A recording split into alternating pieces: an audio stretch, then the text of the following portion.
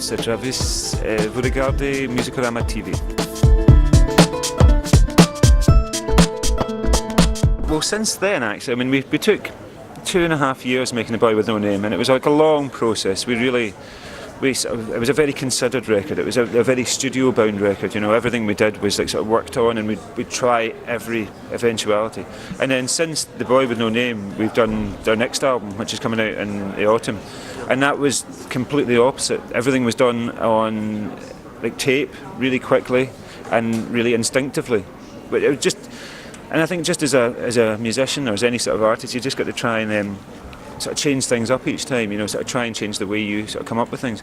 So this time we just wanted to work really instinctively as a live band. You know, we'd come off tune and just play together. So we went in, we recorded in 10 days this record, and it's sounding great. But it feels really good. And the last record was brilliant. I loved it. But it was hard, sort of like when you came to playing it live, because it was a studio record. You had to really sort of look into it and sort of delve into it and work out how you do that. And this one, because it's a very much a live feel record, you know, going and playing it live is so much fun, you know.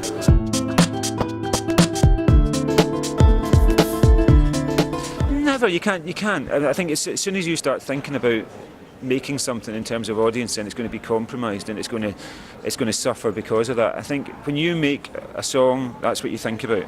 And if it clicks buttons on you, or if it makes you feel happy, or if it makes you feel sad, then it might make someone else feel that way. And that's all you can do.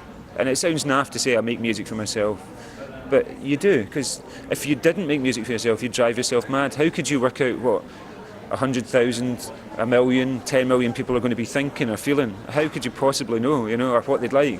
You can't. Even if they liked something in the past, you've seen bands chase their tail and try and be that band that they were in the past, and it's impossible, you know, because I'm a different person now than I was 10 years ago, so I can't make that music anymore. You know, you keep moving on, and you just hope for the best. But at the end of the day, if you're happy, then that's the main thing.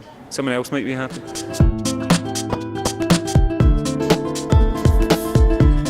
Oh yeah, The Boy With No Name was literally, we were looking for an album title at the time, and Fran had just had his son. We both had sons around the same time, and for the first 3 weeks they didn't have a name for him. They were just like, because they had a bunch of names, but it just none of them felt right once he arrived. You know, it didn't seem to suit him.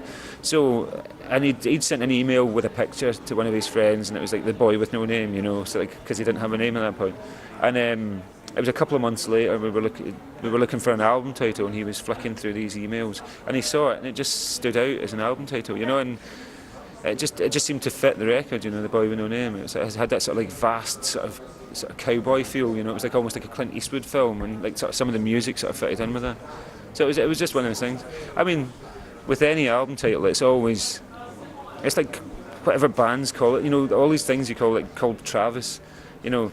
It's a stupid name. Any band name's a stupid name. The Rolling Stones is a stupid name. It's you make that name. You take it and make it something, you know. So I think with any album title, it's the same. You've just got to make the music define that title.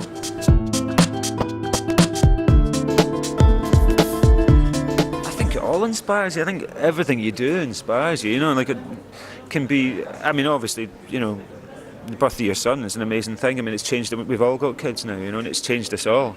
Because I was talking earlier on, and I think it changes you as a human being, because when you get married, you know, you've gone through your 20s, you know, and it's all about me, it's all selfish, you know, you're like, I'll look after myself, you know, and then you meet someone that you fall in love with, and it's not about you anymore, it's about us, you know, the two of you, and you start thinking outwards.